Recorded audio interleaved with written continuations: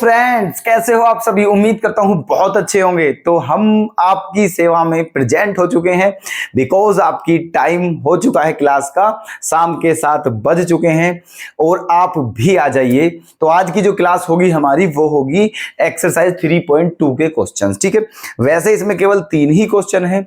ठीक है, असलियत में बात दिक्कत ये है एक थोड़ी सी कि हमें आपकी वीडियो का ध्यान रखना पड़ता है, कहीं ज्यादा लेंथी ना हो जाए, कभी आपको देखने में प्रॉब्लम हो। ठीक है, इस वजह से हम कोशिश करते हैं कि आधा घंटे के अप्रोक्स में ही वीडियो रहे। ठीक है, ज्यादा लेंथी ना हो। तो कल हमने जो क्लास थी उसमें 3.2 के फर्स्ट क्वेश्चन के पार्ट करा दिए थे और सेकंड क्वेश्चन करा दिया था। अब थर्ड क्वेश्चन है, उसके पार्ट आज की क्लास में देख लेते हैं। ठीक है, फिर ये एक्सरसाइज भी कंप्लीट हमारी हो जाएगी। ठीक है, तो क्या आप सभी कुछ समझ पा रहे हो? जो हम आपको समझा रहे हैं, जो पढ़ा रहे हैं, क्या आपके समझ आ रहा है? प्लीज दोस्तों कमेंट में बताएं। ठीक है, अगर आपको कोई भी असुविधा महसूस हो रही हो तो प्लीज कमेंट करके जरूर बता दें हमें। ठीक है, फिर हम आपकी उस प्रॉब्लम पर वर्क करेंगे, क्योंकि हम यही चाहते हैं आपको कोई भी प्रॉब्लम महसूस ना हो, फील ना हो। बहुत अच्छे से आपकी क्लास कंटिन्यू चलती रहे और आपकी बेहतरीन से बेहतरीन तैयारी हम करा सकें, बस यही हमारी इच्छा है, ऐसा ही हमारा उद्देश्य है। ठीक है, तो चलते हैं आज की क्लास पर। क्वेश्चन आपके सामने देखना लिखा हुआ है, क्या है? क्वेश्चन नंबर 3 क्या है? Form the pair of linear equations for the following problems and find their solution bye substitution method. Okay, आपको ये जो क्वेश्चन दिए हुए हैं इनको सबसे पहले लीनियर इक्वेशन की फॉर्म में चेंज करना है, उसके बाद उन इक्वेशंस को सॉल्व करना है सब्स्टिट्यूशन मेथड से। ठीक है, चलिए देखना फर्स्ट क्वेश्चन का सॉल्यूशन। फर्स्ट क्वेश्चन का सॉल्यूशन है ना, देखिए क्या है question. The difference between two numbers is 26। ठीक है, and one number is 3 times the other, find them. कहा है कि दो नंबर हैं और उन दोनों का डिफरेंस कितना है? 26, और उनमें से एक नंबर दूसरे नंबर का कितने गुना है? 3 गुना है। तो वो दोनों नंबर बताने हैं। ठीक है, देखिए, तो हमें नहीं पता है वो नंबर क्या क्या है। मान लेते हैं, मान लिया जो पहला नंबर है वो x है। ठीक है, एंड जो दूसरा नंबर है ना, वो क्या है? y। ठीक है, पहला नंबर x मान लिया है और दूसरा नंबर y मान लिया है। ठीक है, अब क्या गिवन है? दोनों का जो डिफरेंस है वो क्या है? 26। ठीक है, दोनों का डिफरेंस क्या है? 26। एक इक्वेशन आपकी ये बन चुकी है। ठीक है, और सेकंड कंडीशन क्या दी हुई है? कि जो एक नंबर है वो दूसरे का कितने गुना है? 3 गुना। देख लीजिए यहाँ, one number is 3 times the other. ठीक है, एक नंबर हमने x मान लिया है, दूसरा नंबर y मान लिया है, दोनों का डिफरेंस 26 है, इक्वेशन फर्स्ट। और फिर कहा है इन दोनों में से जो एक नंबर है वो दूसरे का 3 गुना है। मान लिया हमने कि जो x है वो y का कितने गुना है? 3 गुना, मतलब x इक्वल टू क्या होगा? 3y। सही है। अच्छा, अब क्या करें? ठीक है, इसको मान लेते हैं इक्वेशन 2 मान लेते हैं। क्या मान लेते हैं? Equation number 2। अब हमें क्या करना है? सब्स्टिट्यूशन मेथड करना है। तो उसमें क्या करते हैं हम? किसी भी एक इक्वेशन को उठा लेते हैं। ये 2 इक्वेशन है हमारे पास, इनमें से कोई सी भी एक ले लीजिए। ठीक है, और वहां से एक वेरिएबल की वैल्यू दूसरे वेरिएबल की फॉर्म में निकालते हैं। ठीक है, ऐसा करते हैं। तो देखिए, इक्वेशन 2 से ही ले लेते हैं। इक्वेशन 2 से देखिए, x की वैल्यू किसकी फॉर्म में है? y की फॉर्म में। ठीक है, x की वैल्यू किसकी फॉर्म में है? y की फॉर्म में। तो यहीं से कर दीजिए, है ना। Putting the value of x from 2 in 1। Okay, हमें क्या करना है? इक्वेशन 2 से जो x की वैल्यू है उसे किस में रखना है? इक्वेशन 1 में रखना है। ठीक है, किस में रखना है? 1 में रख दीजिए। तो x के प्लेस पर क्या रख दें हम? 3y। ठीक है, x के प्लेस पर रख दिया 3y minus y equals to 26। 3y minus y क्या है? 2y। Equals to 26। 2 से ये कितनी बार कटेगा? 13। तो y की वैल्यू क्या आ गई है हमारी? 13।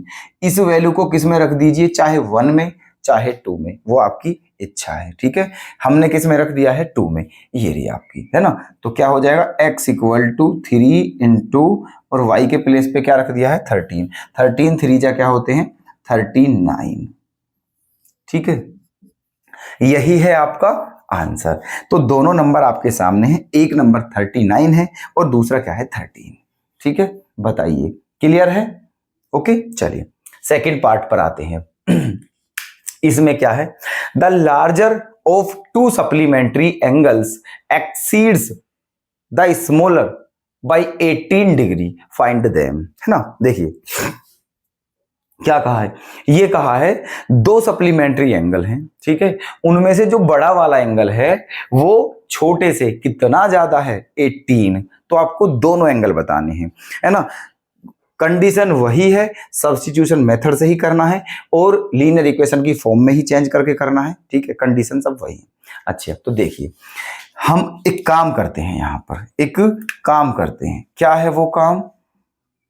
कि सप्लीमेंट्री कितने एंगल है? 2 एंगल है, 2 एंगल हमको पता ही नहीं है, दोनों को मान लेते हैं। मान लेते हैं लेट कि जो फर्स्ट एंगल है, फर्स्ट एंगल वो क्या मान लिया? x डिग्री, है ना।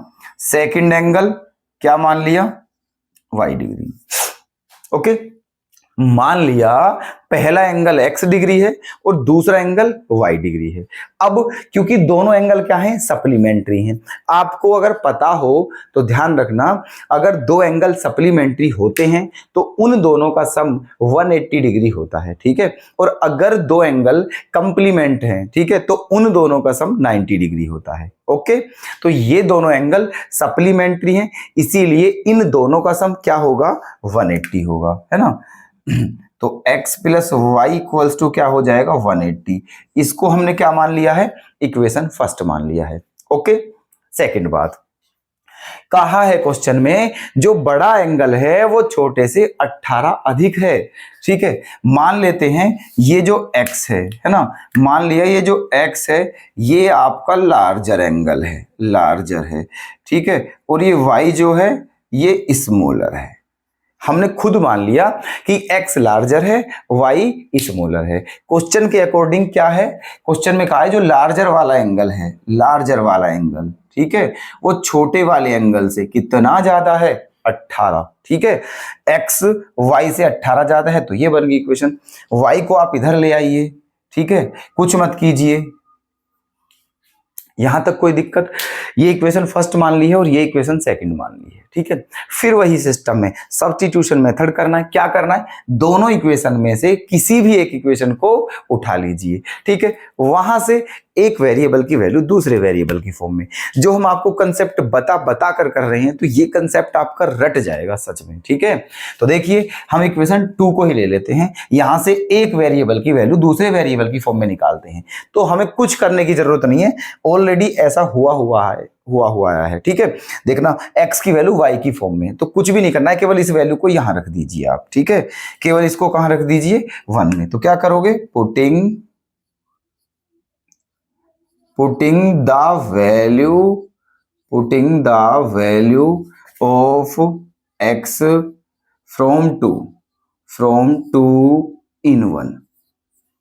ओके, क्या किया? x की वैल्यू को 2 से, जो इक्वेशन 2 है, यहां से x की वैल्यू को 1 में रख दिया है। ठीक है, रख दीजिए। x के प्लेस पर क्या रखना है? y प्लस 18 रखिए, तो y plus 18 plus y equals to 180। ठीक है, y और y क्या हो गया है? 2y। ये 18 इधर जाके क्या हो जाएगा? माइनस। जब 180 में से 18 माइनस करोगे तो क्या बचेगा? बताइए, 162 बचेगा, 162, है ना। अब जब इसमें 2 का डिवाइड करोगे, तो कितनी बार जाएगा? 81, है ना। तो y की वैल्यू क्या हो गई है? 81 डिग्री। ठीक है, क्लियर है? ठीक है, y की वैल्यू 81 डिग्री। अब इस y की वैल्यू को आप रख दीजिए, 1 में रख दीजिए चाहे 2 में रख दीजिए। ठीक है, तो हमने रख दिया है 2 में। किस में रख दिया है? 2 में। तो रख दीजिए। तो क्या हो गया है, तो x इक्वल टू क्या हो गया है, y की वैल्यू 81 प्लस 18 क्या हो गया है 99। ठीक है, क्या हो गया है 99, और यही है आपका आंसर। क्या पूछा था, दोनों एंगल पूछे थे, तो एक एंगल आपका 99 है और दूसरा आपका 81 डिग्री है। ठीक है, अगर यहां तक कोई दिक्कत हो तो हमें बता दीजिए। तो ये आपके दोनों पार्ट थे, फर्स्ट और सेकंड। ठीक है, चलिए चलें, देखो थर्ड क्वेश्चन का थर्ड पार्ट देख लीजिए अब, है ना।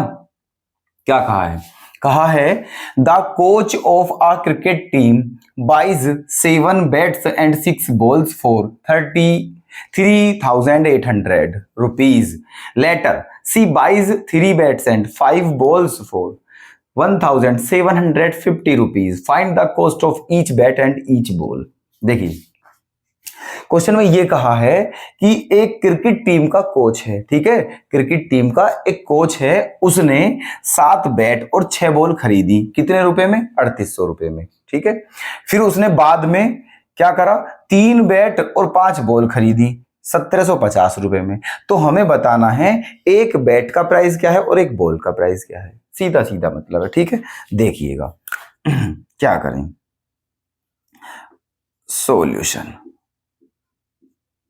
मान लेते हैं, लेट, है ना, कॉस्ट ऑफ 1 बैट,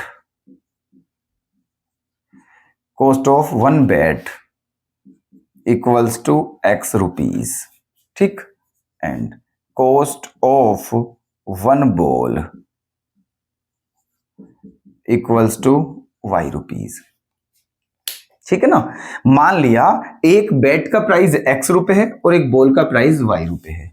अब जो कोच है उसने कितने बैट खरीदे थे, 7 बैट। अब ध्यान से देखिए, 7 बैट खरीदे थे और 6 बॉल, और ये दोनों कितने रुपए में खरीदे, 3800 रुपए में। एक बात बताइए, जब एक बैट का प्राइस x रुपए है, एक बैट x रुपए का है, तो 7 बैट कितने के होंगे, 7x के होंगे। जब एक बॉल y रुपए की है तो 6 बॉल कितने की होंगी, 6y की, है ना। कहने का मतलब क्वेश्चन के अकॉर्डिंग, क्वेश्चन में 7 बैट खरीदे थे तो कितने हो गए थे, 7x प्लस 6 बॉल खरीदी तो कितने की होगी, 6y, और इन दोनों का प्राइस कितना था, 3800 रुपए। ये बन गई है इक्वेशन 1। ठीक, क्लियर है। सेकंड कंडीशन, अब क्या कहा है, उसने फिर बाद में 3 बैट खरीदे तो कितने के हो गए, 3x के, है ना, और 5 बॉल खरीदी कितने की हुई, 5y की, कितने रुपए में, 1750 रुपए में। ये इक्वेशन 2 हो गई है आपकी। ठीक है, दोनों इक्वेशन सोल्व करनी है ना, सब्स्टिट्यूशन मेथड लगाना है। कोई भी एक इक्वेशन ले लीजिए जो आपका मन करे, एक वेरिएबल की वैल्यू निकाल लेते हैं। चलो फ्रॉम फर्स्ट ले लीजिए, है ना, from first 7x equals to क्या हो गया है, ये 3800 माइनस 6y। ठीक है, x की वैल्यू निकाल रहे हैं y की फॉर्म में, तो 7x इक्वल्स टू 3800, ये 6y इधर जाके क्या हो गया है, माइनस का। ठीक है, अब ये 7 इसके मल्टीप्लाई में है तो कहां जाएगा, डिवाइड में, मतलब x की वैल्यू आ गई है हमारी अपॉन 7। ठीक, ये x की वैल्यू आ गई है। इस x की वैल्यू को किस में रखना है, 2 में रखना है। ठीक है, किस में रखना है, 2 में, क्योंकि 1 से निकाली है तो 2 में रख रहे हैं, अगर 2 से निकालते तो 1 में रखते। ठीक है, चलिए इधर आते हैं, है ना।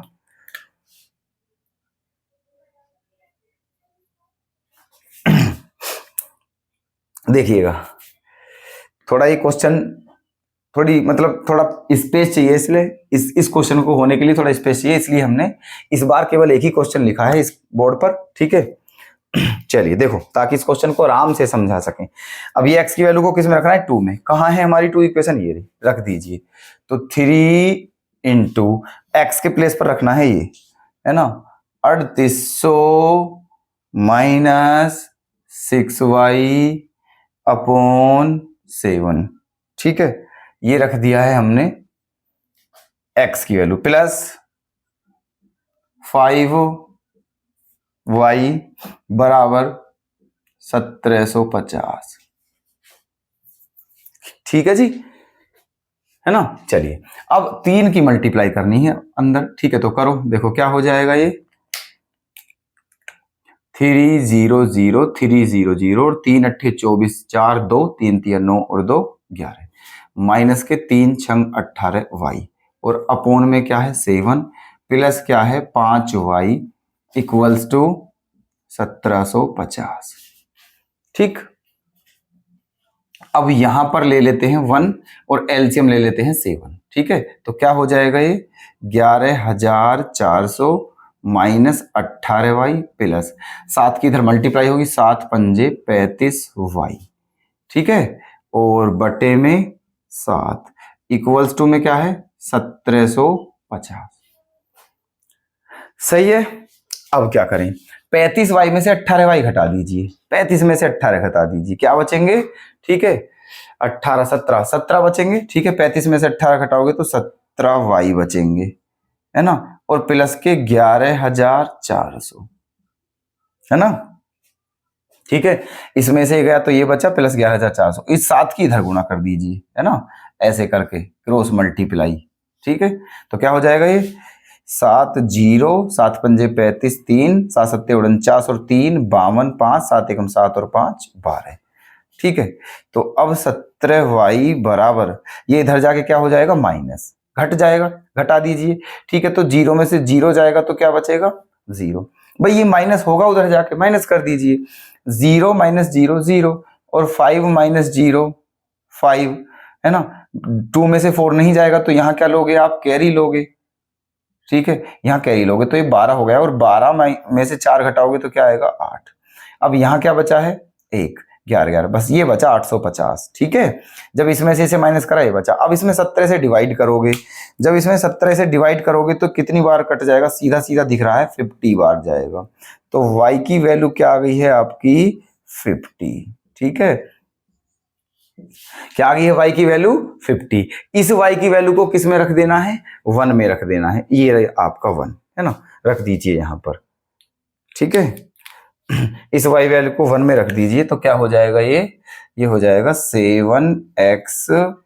7x प्लस 6 इंटू वाई के प्लेस पर 50 इक्वल्स टू 3800।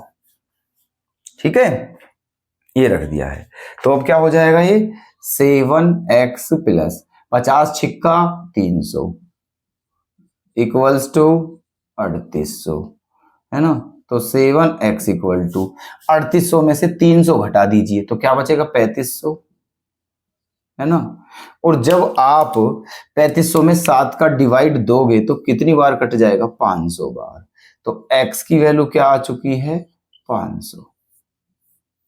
ठीक है, इसका मतलब x क्या माना था हमने, एक बैट का प्राइस, और y क्या माना था हमने, एक बॉल का प्राइस। इसका मतलब एक बैट का प्राइस कितना है 500 रुपए, और एक बॉल का प्राइस क्या है 50 रुपए। ठीक है, यही क्वेश्चन में पूछा था कि एक बैट कितने का है और एक बॉल कितने की है। क्या आपके क्लियर है ये।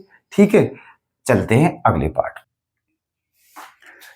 चलिए थर्ड क्वेश्चन का फोर्थ पार्ट, ये क्वेश्चन अच्छा है, बहुत ध्यान से देखिएगा। ठीक है, देखना लैंग्वेज कितनी बड़ी है इसकी। क्वेश्चन वैसे सिंपल है लेकिन क्वेश्चन का कंसेप्ट बहुत अच्छा है, इसका कई बार आ चुका है इस टाइप का क्वेश्चन एग्जाम में। ठीक है, चलिए the taxi charge in a city consist of a fixed charge together with the charge for the distance covered for a distance of 10 km. The charge paid is 105 rupees, and for a journey of 15 km the charge paid is 155 rupees.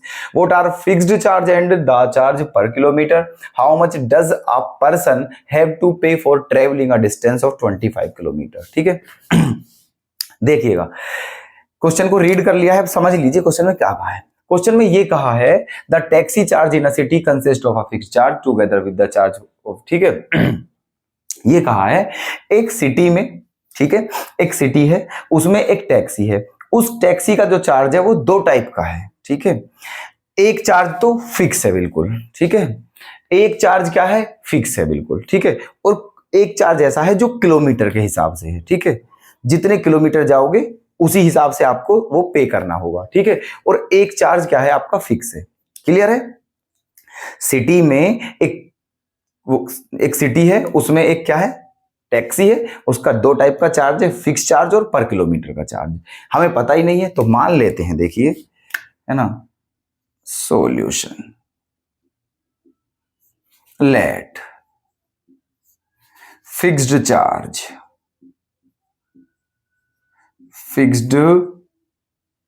Charge of a taxi, कितना मान लिया, x rupees. मान लिया जो taxi का fix charge है वो x रुपए है, एंड है ना पर kilometre charge of a taxi y rupees, ठीक है। मान लिया जो फिक्स्ड चार्ज है वो एक्स रुपए है और जो पर किलोमीटर का चार्ज है वो वाई रुपए है।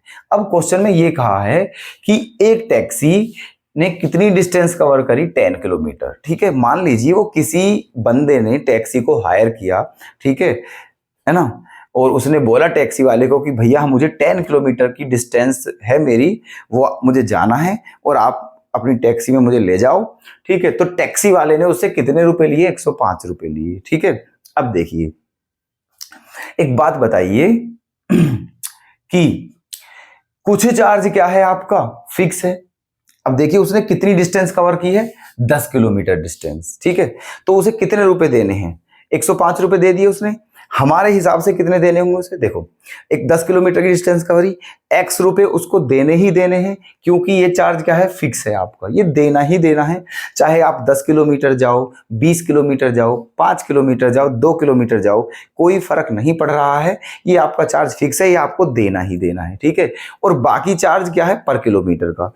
तो वो 10 किलोमीटर तक गया तो एक्स रुपए उसको देने ही देने हैं, प्लस है ना 1 किलोमीटर के कितने रुपए हैं वाई, और वो कितने किलोमीटर गया है 10 किलोमीटर, तो कितने और दिए उसने 10 वाई, ठीक है। गिवन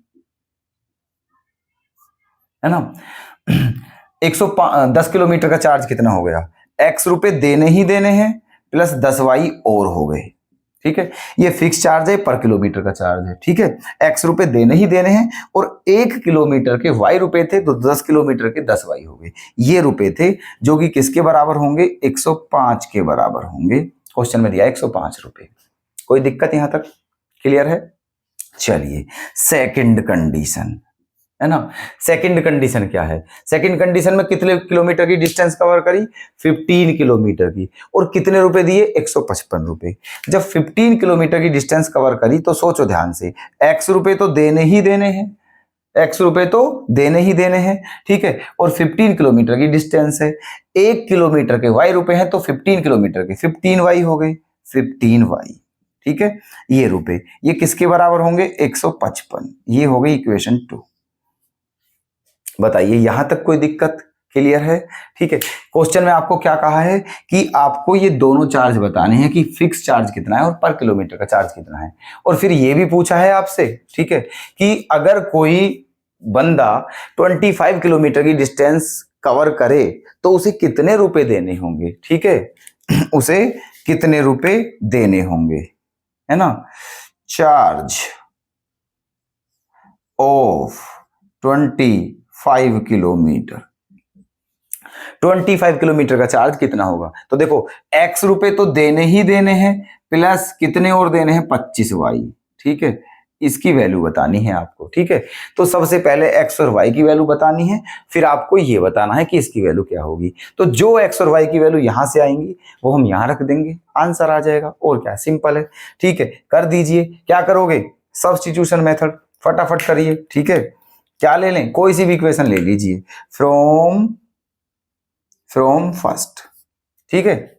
यहां से x की वैल्यू निकाल ली हमने तो क्या आ गई 105 माइनस 10y, है ना। यहां से x की वैल्यू क्या आ जाएगी 105 माइनस 10y, और इसको किस में रखेंगे 2 में, किस में रख दिया है 2 में, यहां पर रख दीजिए। तो x के प्लेस पे ये तो 105 माइनस 10y इक्वल्स है ना प्लस है ना plus 15y equals to 155। Okay, अब देखिए 15y में से 10y जब घटाओगे तो क्या बचेगा 5y, है ना। और ये 105 इधर जाके क्या हो जाएगा माइनस। 155 में से 105 घटाओगे तो क्या बचेगा 50 बचेगा। क्या बचेगा 50, ठीक है, क्या बचा 50, है ना। अब इस 50 में जब 5 से डिवाइड करोगे तो कितनी बार कटेगा 10 बार। इसका मतलब y की वैल्यू क्या आ गई आपकी 10, ठीक है। y की वैल्यू क्या आ गई है 10। इसको किस में रखना है 1 में, ये रही आपकी 1, रख दीजिए फटाफट ध्यान से, ठीक है। यहां पर तो क्या हो जाएगा x प्लस 10 गुणा y की जगह 10 रखेंगे तो 10 में 10 की मल्टीप्लाई करेंगे तो क्या हो जाएगा 100, ठीक है। भाई साहब y के प्लेस पर कितना रखना है 10, तो x प्लस 10 गुणा y के प्लेस पे 10, तो 10 दही 100 नहीं हो जाएगा, और बराबर में क्या है 105, ठीक है। तो x की वैल्यू 105 में से 100 घटाओगे तो क्या आ जाएगी 5, ठीक है। इसका मतलब फिक्स चार्ज 5 रुपए है, पर किलोमीटर चार्ज 10 रुपए है। कोई दिक्कत, ठीक है। अब ये वैल्यू वहां रखकर हमें जल्दी से बता दीजिए आंसर क्या आ जाएगा, ठीक है। x के प्लेस पर क्या रखना है 5 प्लस 25 गुणा y के प्लेस पर क्या रखना है 10। बोर्ड मास के अकॉर्डिंग सबसे पहले मल्टीप्लाई करेंगे तो 5 प्लस 25 धाम 250। अब 250 में 5 प्लस करोगे तो क्या आ जाएगा 255 रुपए, ठीक है। तो अगर वो 25 किलोमीटर की डिस्टेंस कवर करता है तो उसे कितने का चार्ज देना होगा 255 रुपए का, ठीक है। तो ये आपका इस क्वेश्चन का बिल्कुल कंप्लीट आंसर है। तो आपको समझ आ गया होगा, ठीक है। ओके, चलिए अब आगे चलते हैं। चलिए क्वेश्चन नंबर 3 का 5th पार्ट क्या है, a fraction becomes 9/11 if 2 is added to both the numerator and denominator, ठीक है। if 3 is added to both the numerator and denominator it becomes 5/6, find the fraction। देखो ये कहा है कि एक फ्रैक्शन है, ठीक है। अगर उस फ्रैक्शन के न्यूमरेटर और डेनोमिनेटर दोनों में 1 प्लस कर दें तो उस फ्रैक्शन की वैल्यू क्या हो जाती है 9/11, है ना।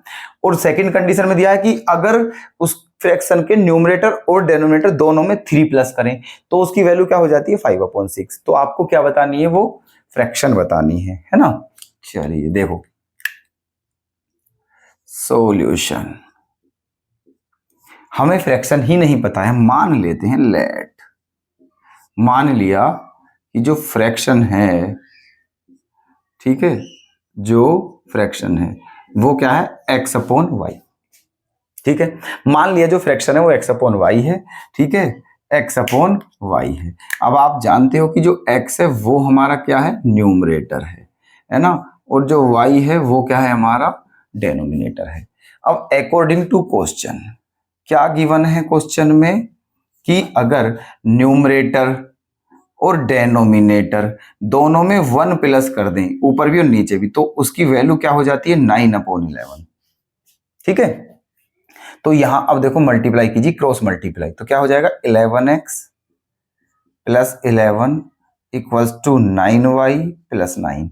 9y को जब इधर ले आओगे तो ये हो जाएगा माइनस, है ना, और 11 इधर जाके हो जाएगा माइनस, है ना। इसको इधर लिया माइनस और ये 11 इधर जाके माइनस हो जाएगा, तो 9 माइनस 11 क्या बचेगा -2। ये इक्वेशन क्या हो चुकी है फर्स्ट, ठीक है। चलिए अब सेकंड कंडीशन क्या है, सेकंड कंडीशन में क्या दिया हुआ है, उसमें दिया हुआ है कि देखिए अगर न्यूमरेटर में भी 3 प्लस कर दें और डेनोमिनेटर में भी 3 प्लस कर दें तो उसकी वैल्यू क्या हो जाती है 5/6। ये दिया हुआ है, क्या हो जाती है उसकी वैल्यू 5/6, है ना। तो एक इक्वेशन यहां से बना लीजिए, 6x plus 18 equals to 5y plus 15, है ना। 5y इधर ले आइए, 6x माइनस 5y, ठीक है, और ये 18 उधर जाके माइनस हो जाएगा, 15 माइनस 18 क्या आ जाएगा -3। ये इक्वेशन का क्या हो चुकी है आपकी 2। यहां तक कोई डाउट किसी को, क्लियर है। दो इक्वेशन बन चुकी हैं, दोनों को सोल्व करना है सब्स्टिट्यूशन मेथड से। ठीक है, आप भली भांति जानते हो सब्स्टिट्यूशन मेथड से कैसे करते हैं। इक्वेशन फर्स्ट ले लेते हैं, क्या ले लेते हैं, फर्स्ट, ठीक है। यहां से चलो x की वैल्यू निकाल लेते हैं, तो क्या हो जाएगा यहां से 11x इक्वल्स टू, ये 9y इधर हो जाएगा तो प्लस हो जाएगा ये 9y, है ना, और 2 क्या है, माइनस, ये हो गया है। 11 कहां जाएगा, डिवाइड में, ठीक है, 11 कहां जाएगा, डिवाइड में, तो देखिए क्या हो जाएगा, यहां से x की वैल्यू क्या आ गई है, 9y माइनस 2 अपॉन 11, ठीक है। इक्वेशन फर्स्ट से x की वैल्यू ही आ गई है, इसको किस में रखना है, आपको 2 में रखना है, किस में रखना है, 2 में, कहां है 2, आपकी ये रही 2, रख दीजिए, है ना। तो 6 इंटू एक्स के प्लेस पर क्या रखोगे, 9y minus 2 upon 11, 9y minus 2 upon 11 minus 5y equals to minus 3, okay. चलिए 6 के अंदर मल्टीप्लाई कीजिए तो ठीक है, 6 9 जा 54y और 6 2 जा 12 अपॉन 11 माइनस 5y, है ना, इक्वल्स टू माइनस 3, ठीक है। अब यहां इसके अपॉन में 1 मानकर 11 को क्या ले लेते हैं, एलसीएम, ठीक है। यहां 1 मान लिया और दोनों का क्या ले लिया, एलसीएम, तो एलसीएम क्या आएगा, 11, ठीक है। यहां इन दोनों का एलसीएम 11 आ गया है, तो 11 से 11 कंप्लीट कट चुका है, ठीक है, 1 बार, है ना, तो ऊपर क्या आ जाएगा, 54y माइनस 12, है ना, और यहां 11 की होगी मल्टीप्लाई, तो 11 5 जा 55y इक्वल्स टू माइनस 3, ये हो गया है। अब इनकी कर दीजिए क्रॉस मल्टीप्लाई, इनकी क्रॉस मल्टीप्लाई, देखिए सबसे पहले एक काम करते हैं, ये क्या है आपका 54y है, ये 55y है, ये प्लस ये माइनस, जो 54 में से 55 घटाओगे तो माइनस का y बचेगा, माइनस का y, है ना, और क्या बचेगा, माइनस का 12, ठीक है, माइनस y माइनस 12 और 11 की इधर मल्टीप्लाई कर दीजिए तो 11 तिया 33 हो जाएंगे माइनस के, यहां तक कोई दिक्कत। अब ये माइनस y ऐसे उधर ले जाओगे तो ये क्या हो जाएगा, प्लस का, ये 33 इधर आके क्या हो जाएगा, प्लस का, और 33 में से 12 को कर दोगे माइनस, ठीक है, तो क्या आ जाएगा आपका 21 आ जाएगा, 21, ठीक है। तो y की वैल्यू क्या आ गई है, 21। इस y की वैल्यू को कहां रख दीजिए, कहीं भी रख दीजिए, 1 में रख दीजिए, ठीक है, इन 1 इसको रखना है 1 में, ठीक है। यहां पर हम स्पेस बनाकर यहां रख देते हैं, ठीक है, 1 में, कहां है 1, ये रही आपकी, रख दीजिए, देखो 11x माइनस 9 इंटू वाई के प्लेस पे 21 इक्वल्स टू माइनस 2, ठीक है, ये रख दिया है। तो क्या हो गया है, 11x माइनस के 21 9 जा, है ना, 189 माइनस 2, ठीक है, ये इधर जाके क्या हो जाएगा, प्लस, तो 11x इक्वल टू क्या हो जाएगा, 189 माइनस 2, तो 11x इक्वल टू हो जाएगा 189 में से जब 2 माइनस करेंगे तो क्या आ जाएगा, 187, क्या आ जाएगा, 187, और अब 187 को जब 11 से डिवाइड करोगे तो कितनी बार जाएगा, 17 बार, ठीक है, क्योंकि 11 1 जा 11 और फिर 7 7, है ना, 11 7 जा 77, ठीक है, ये तो x की वैल्यू क्या आ गई, 17, y की वैल्यू क्या है, 21, ठीक है, दोनों आ चुकी हैं। आपको बतानी है फ्रैक्शन, आपको क्या बतानी है, फ्रैक्शन, फ्रैक्शन क्या मानी थी आपने, x अपॉन वाई, तो x की वैल्यू 17, y की वैल्यू 21, तो क्या आ जाएगा आंसर, 17 अपॉन 21, ठीक है। तो ये था आपका सॉल्यूशन, तो बताइए कैसा लगा सॉल्यूशन, ठीक है। अब लास्ट पार्ट और बचा है इसका, उसे और देख लीजिए।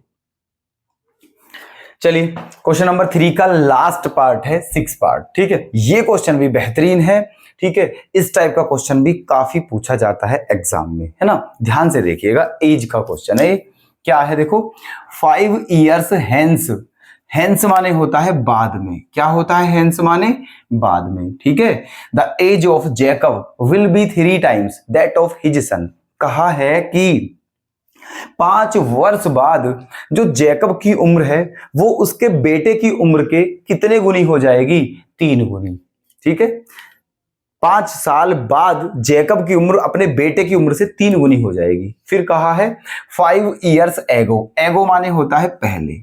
ठीक है, Jacob's age was 7 times that of his son. कहा है 5 साल पहले जैकब की उम्र अपने बेटे की उम्र से कितने गुना थी? 7 गुना। ठीक है, जैकब की उम्र अगर 5 साल पहले की बात करें तो 5 वर्ष पहले जैकब अपने बेटे से 7 गुना बड़ा था, लेकिन 5 साल बाद जैकब अपने बेटे से केवल 3 गुना बड़ा रह जाएगा। तो दोनों की प्रेजेंटेज बतानी है। ठीक है, चलिए तो देखना ध्यान से, हमें दोनों की प्रेजेंटेज बतानी है। नहीं पता है, मान लेते हैं लेट क्या प्रेजेंट एज ऑफ जैकब क्या x। ठीक है, एंड प्रेजेंट एज ऑफ सन क्या y। ठीक है, मान लिया जैकब की प्रेजेंटेज x है और उसका जो सन है, उसका बेटा जो, उसकी प्रेजेंटेज क्या है? y। ठीक है, अब अकॉर्डिंग टू क्वेश्चन चलेंगे हम। ठीक है, क्वेश्चन के according 5 years hence, 5 years hence।